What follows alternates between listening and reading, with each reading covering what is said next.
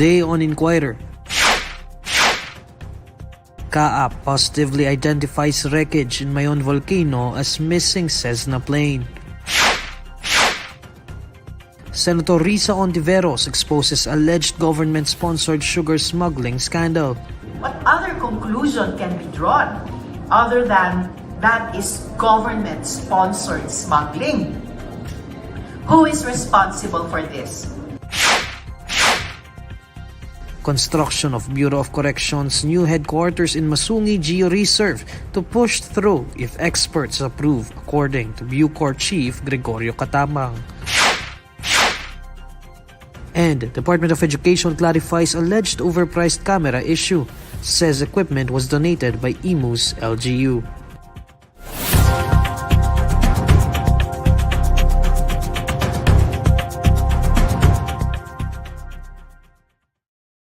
Good evening. The Civil Aviation Authority of the Philippines confirms the aircraft wreckage near the crater of Mayon volcano as the Cessna plane that went missing in Albay over the weekend. To tell us more, here's Zakarian Sarao reporting live. Zach? Yes, Neil, the Civil Aviation Authority of the Philippines earlier today has positively identified the aircraft wreckage near Mayon volcano as the Cessna B40, which went missing in Albay on February 18. According to CAAP, the wreckage site is located to the west side slope of Mayon volcano at the elevation of 3,500 to 4,000 feet. Meanwhile, the provincial government of Albay has also intensified the search and rescue operations to get to the location of the said wreckage.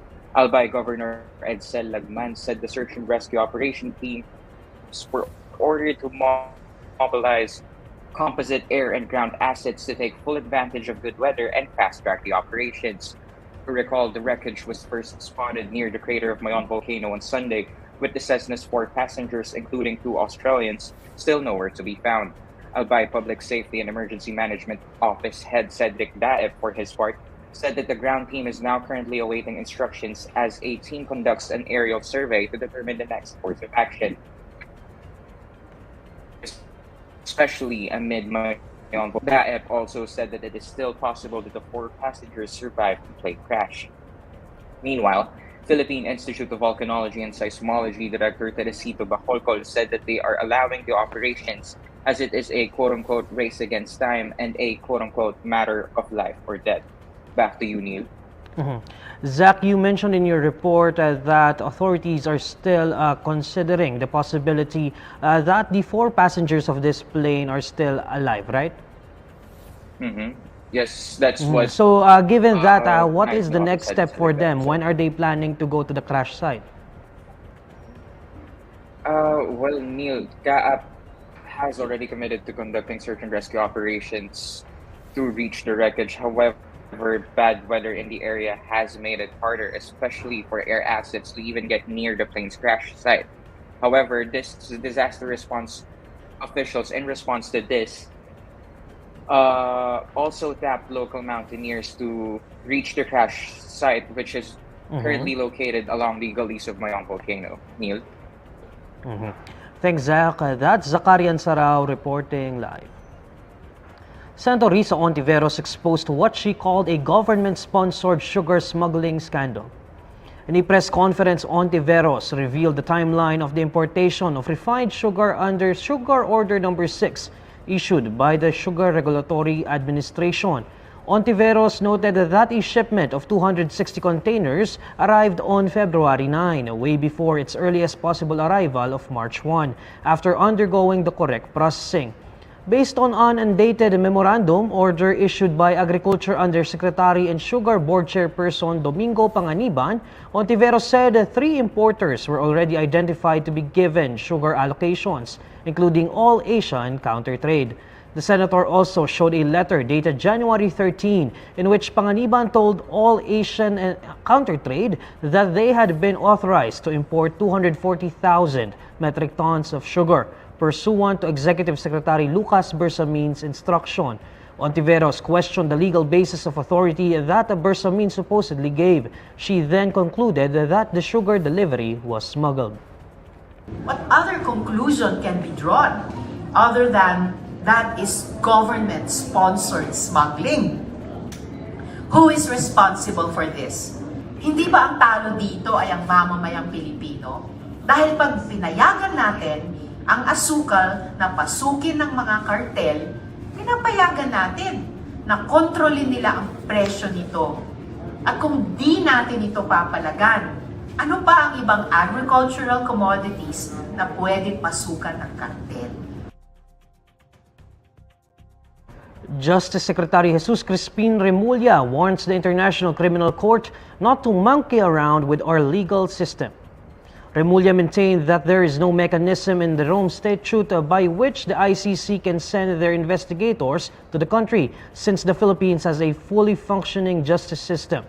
Asked if the government would order the arrest of ICC probers in the event that a team is sent to the country, Remulla said the ICC doing that would be a violation of our legal system. Last month, the pretrial chamber of the ICC granted the request of its prosecutor Karim Khan to resume investigation of the Philippines' war on drugs during the administration of former President Rodrigo Duterte. Solicitor General Menardo Guevara has asked the ICC to suspend the probe pending formal appeal. President Bongbong Marcos has appointed a new acting presidential advisor on peace, reconciliation, and unity. Malacanang press briefer Daphne Osenia Paez announced today that Isidro Purisima had been appointed as the acting presidential advisor on peace.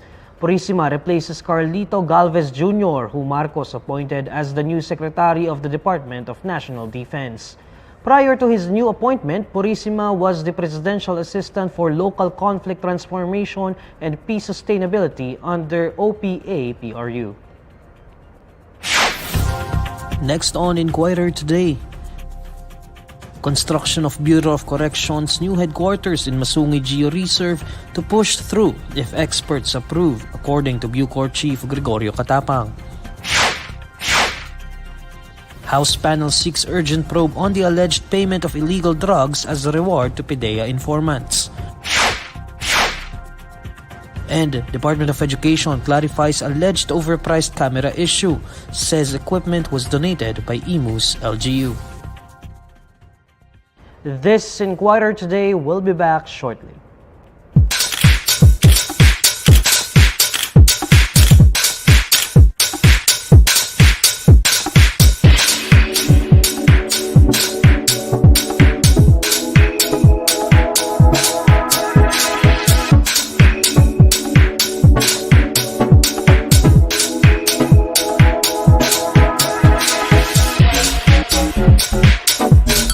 Si Tekla Tamoria from Pasig City.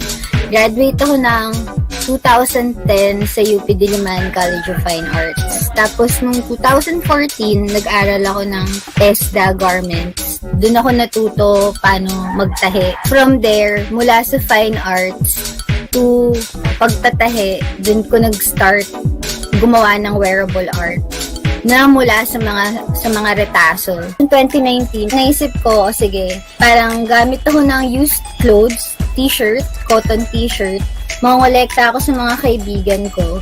Tapos yung binigay sa akin ng mga kaibigan ko, yun yung gagamitin ko medium to create another clothes. So, pinag-aralan ko yung paano maghabe, yung sa basahan, bakit pumutok sa mga Pilipino is yung familiarity ng basahan na ginagamit natin araw-araw. Matapos nun, pag nalaman pa nila na gawa to sa used t-shirt, which is isa sa pinaka-common na damit natin, di ba? To the point na dinidisregard natin at ginagamit nating basahan.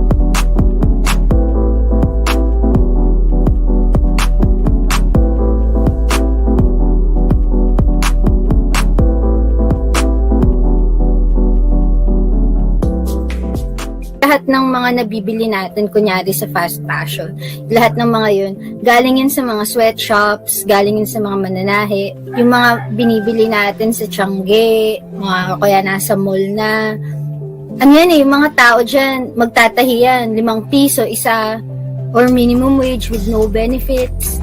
Tapos hindi mo na rin maiisip na nakakatulong ka pala sa bad system ng fashion industry.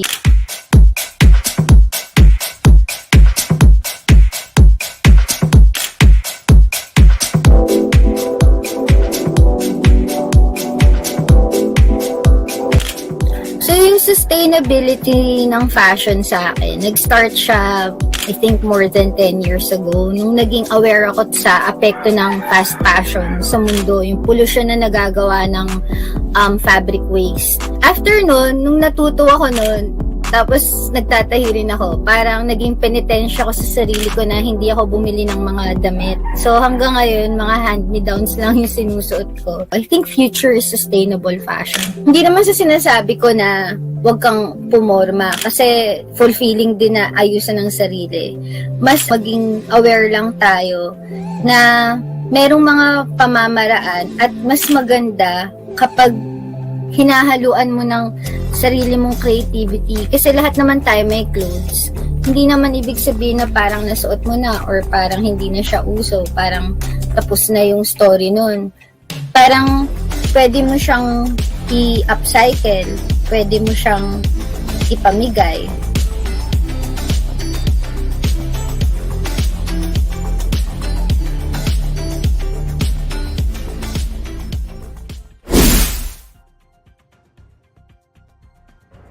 The Bureau of Corrections' new headquarters will be constructed in Masungi Geo-Reserve if urban planning experts give the go signal, according to BuCor Chief Catapang Jr.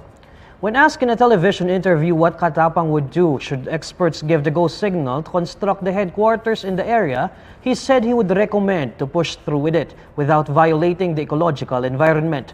According to Catapang, some of these experts will come from the University of the Philippines School of Urban and Regional Planning. Catapang assured the public that BuCor will only use 20 to 30 hectares out of the disputed 270 hectares and that it will only be on vacant spaces at the bottom of the mountain. This move follows BuCor's plans to set up a headquarters in Masungi, which was met with criticisms from the park's management due to conflicting legal claims. The title of the land, however, belongs to the Bureau. Earlier, Masungi Geo-Reserve had emphasized that the area was unbuildable due to its mountainous ranges. The management also expressed concerns that construction could harm the existing environment. The House of Representatives Committee on Dangerous Drugs has called for a motu proprio investigation into the Philippine Drug Enforcement Agency policy of paying 30% of confiscated drugs to law enforcement assets or informants for successful seizures. During the hearing today, Committee Chairperson and Surigao del Norte 2nd District Representative Robert Barbers asked for any motion to look into this practice of PDEA. This comes after Director General Virgilio Moro Lazo himself admitted that some assets offered him jobs where the officials would not do anything. In response, Batangas 2nd District Representative Jervel Luistro made the motion. Before the motion, Lazo said that since he assumed the PDEA leadership last November, agents offered to give them jobs where the system is that 30% of the actual seizures would be considered a payment. According to the PDEA chief, he told agents that the only reward PDEA would give while under his helm would be monetary value, not the illegal drugs seized. In 2019, in the midst of former President Rodrigo Duterte's war against illegal drugs, ex-PDEA Chief Aaron Aquino admitted that the practice of recycling drugs is still rampant. Just this December 2022, the Philippine National Police said it would investigate allegations of an organized group within their ranks and the PDEA involved in drug recycling. The Department of Education says the overpriced camera that went viral on social media was donated by the local government unit of Imus Cavite to its school division's office. In a statement, the DepEd said the local government of Imus City gave the camera to the DepEd division office in Imus. The DepEd also pointed out that they did not have any participation or involvement in the procurement process. The agency was referring to the DSLR camera seen in the now-deleted Facebook post of photographer June Dantes and was shared by activist Renato Reyes. In his tweet, Reyes noted that the sticker on the device showed a price tag of over 150,000 pesos, whereas similar models are sold for around 23,000 pesos online.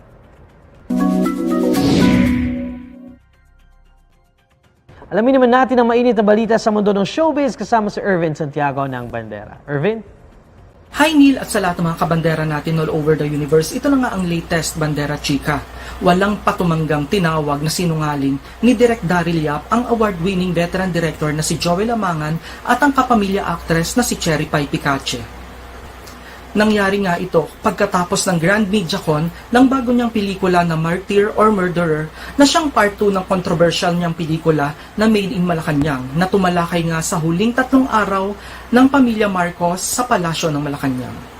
Matapang na binweltahan ni Daryl Yap sina Direk Joel at Cherry Pie matapos ngang magpakawala ang mga ito ng maaanghang na salita laban sa kanya sa naganap na MediaCon ng pelikula nilang Oras de Peligro na tungkol naman sa naganap na EDSA People Power Revolution noong 1986. Ayon pa kay Direk Daryl, sana raw ay tigilan na ng kampo ni Joel Amangan ang pagsisinungaling at ang panloloko sa sambayan ng Pilipino.